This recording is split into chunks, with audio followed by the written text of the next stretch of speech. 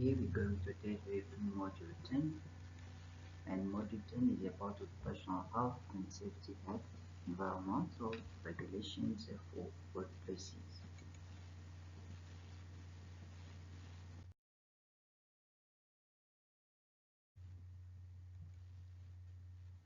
Introduction.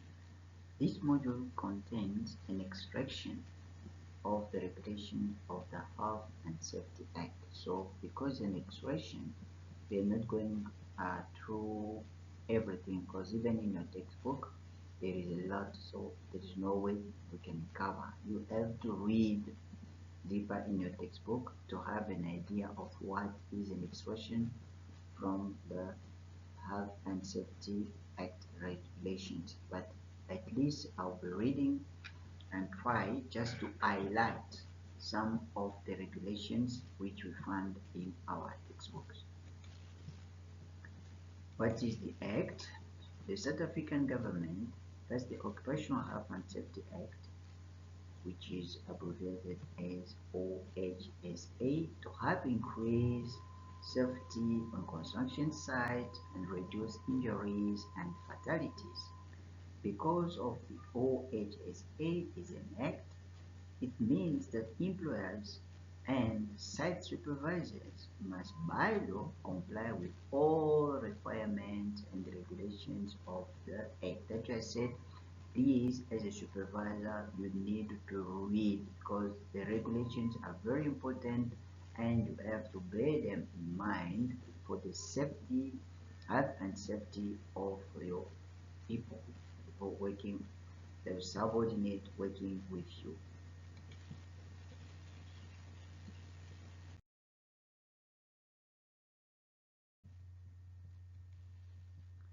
Definitions. So there are some definitions that you're going to find out in the regulations, but we are not going to read all of them. We just see some, and others you go yourself in a textbook and read them.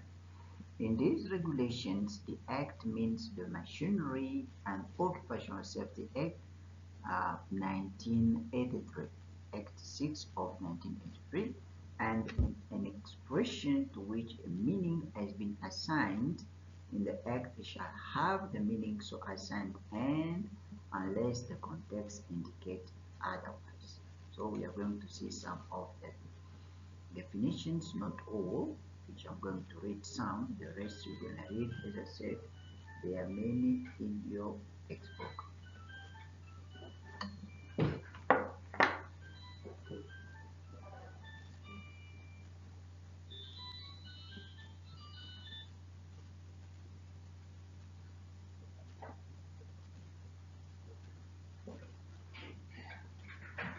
We have, for instance, acclimatized means physiologically adapted to a particular thermal environment and work rate. Attenuation means the proven capability of wearing protectors to reduce the equivalent noise level to which the wearer thereof is exposed. So these are the types of definite terms actually which would be defined. So you go in your textbook, I just highlight some and read the rest of the definitions.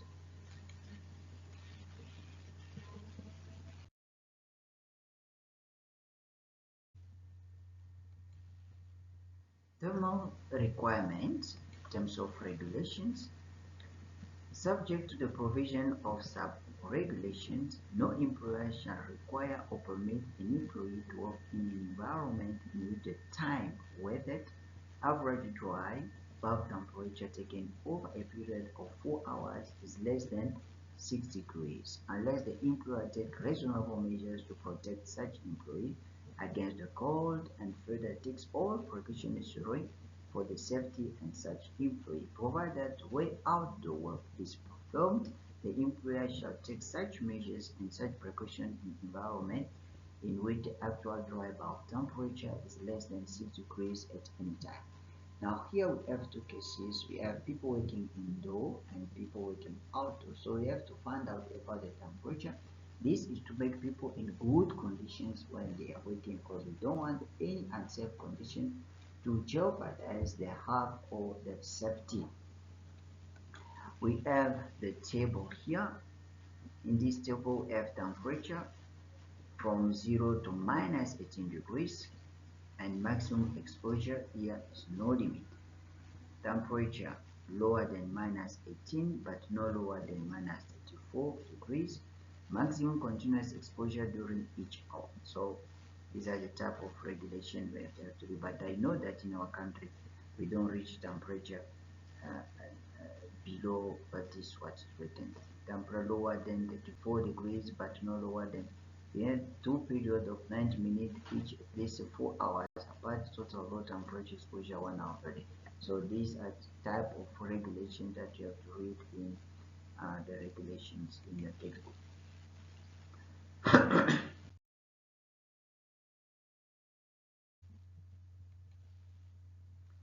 Lighting.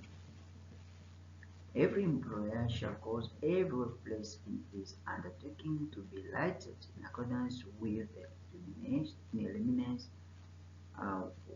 value specified in the schedule to these regulations, provided that where specialized lighting is necessary for the performance of any particular type of work, irrespective of whether that type of work is listed in the schedule or not. The employer or those employees who perform such work shall ensure that such specialized lighting is available to and used by such employees.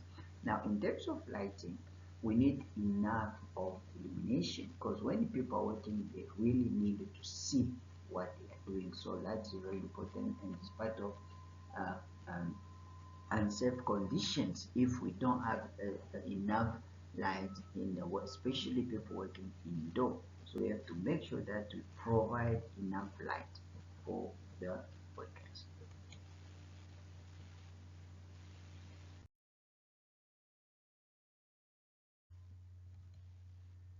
Windows. In order to effect visual contact with areas outside the workplace where employees work the majority of the shift in a room of which the floor area is less than 100 square meters, the employer of such employees shall cause every such room to be provided with windows in such a way that a total glazed area of such windows is not less than 3 feet of the square root of the floor area of the room. Both areas measured in square meters. So actually, this is just to provide again, because windows are helping us for light during the day, and windows are helping us for ventilation, for circulation of air. So we have to make sure these are just ideas that are giving us or regulation or recommendations which we have to apply when we are, for instance, working indoor, because people working outside, like civil engineers, they are busy on the site outdoor, they don't need windows. But people working in the workshop, like fitting and the turners, for instance, working with millwright, they need windows because of natural illumination and also ventilation. So it's very important.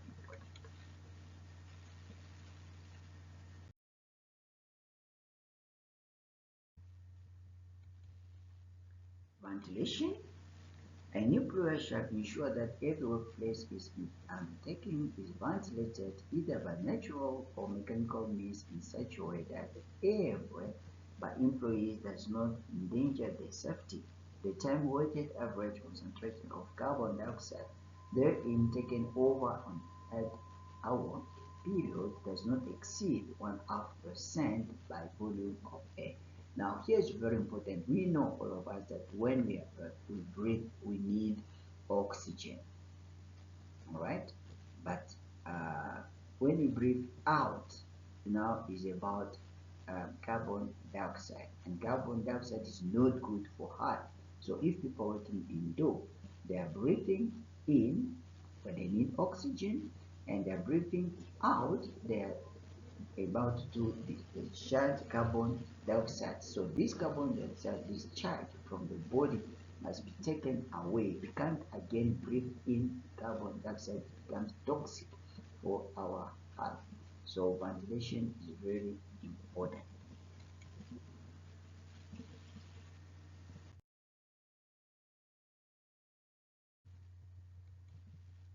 Housekeeping.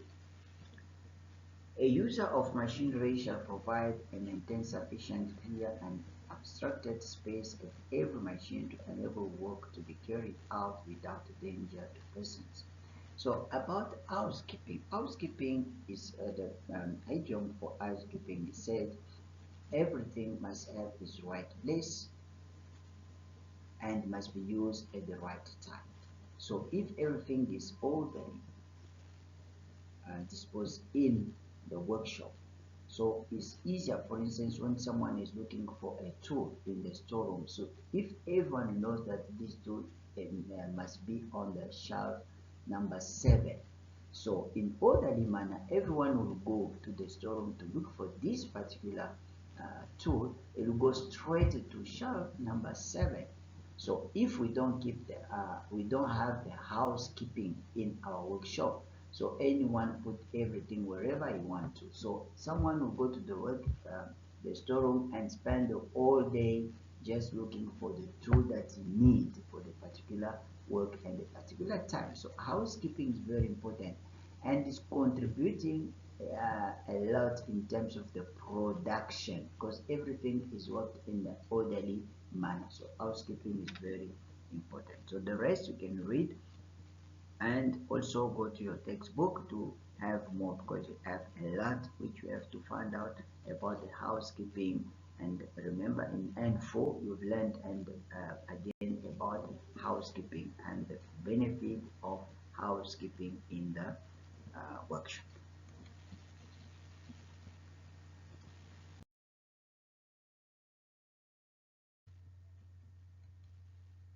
Nose and hearing conservation, though we are using ear protection.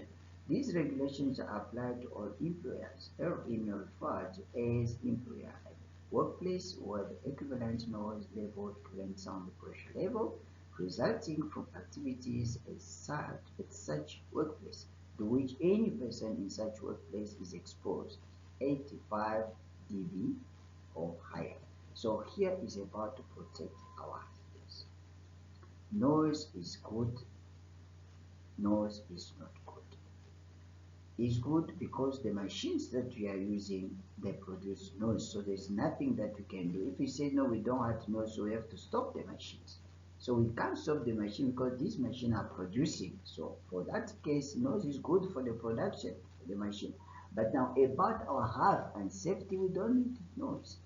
So must be protected because it will distort our hearing system. So we need really to have the hearing protection and to check the noise unless if we have like with high tech their method we can use to reduce noise of machines in the workshop.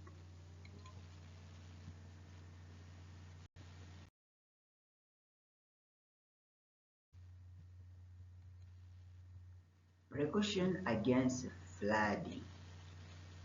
Where a substantial risk exists that the workplace may be flooded, the employer shall take measures to be informed forthwith of any imminent flooding. Every employer shall take measures to be informed if of any imminent flooding from construction, conserving water, and which may cause water to converge or accumulate on its premises, and shall prior to erection of such a construction give notice in writing to all persons situated in the danger zone below such construction of the possibility of flooding owing to such construction. So we know in terms of construction, we can't do our construction when there is flooding because flooding is affecting the foundation, the underground. Remember, foundation is carried by the ground. So flooding is changing the bearing capacity of that and also destroying the ground. Now, if we find that there is any flooding, like for instance, the weather forecasting gives us information about the flooding, so we have to take precaution. We can't work under flooding because it won't work with construction site.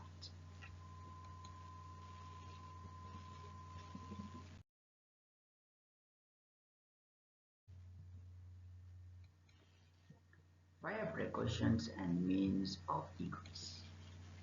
In order to expedite the evacuation of the workplace in case of fire, every employer shall ensure that any emergency escape door from any room or passage or at a staircase shall, as far as is practicable, be hung so as to open outward.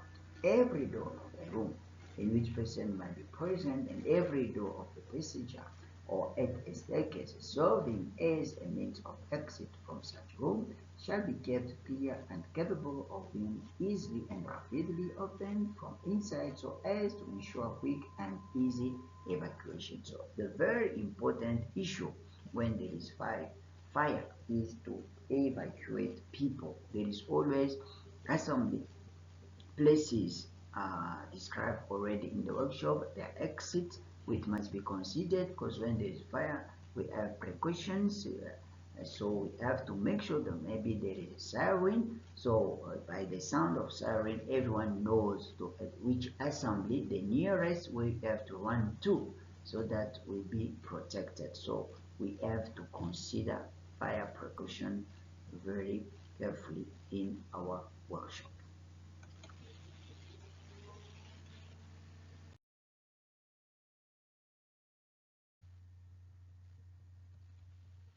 Offenses and penalties.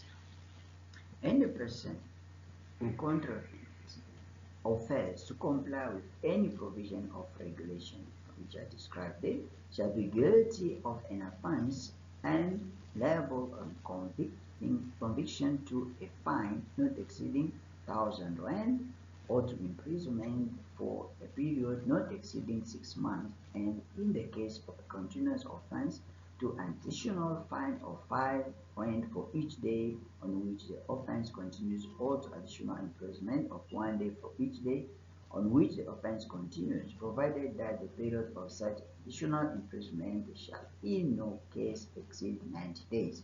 So these are giving us, we know that we have offenses and we have penalties, and we also have disciplinary code. And remember, in labor relations, we have disciplinary code, and we have hearing, we have inquiry, we have a process. So all of these must be kept in mind. You as a supervisor, you have to know the type. We've seen a different type of offenses, less serious offenses, severe offenses. So all of them in terms of behaviors, in terms of performance, so must be kept, because this is really jeopardizing the progress or productivity of the company. So as a supervisor, you must make sure that also the employees or subordinate must be aware of all the types of offenses which can be uh, that can be involved in, and end of the day will jeopardize the production or their own performance.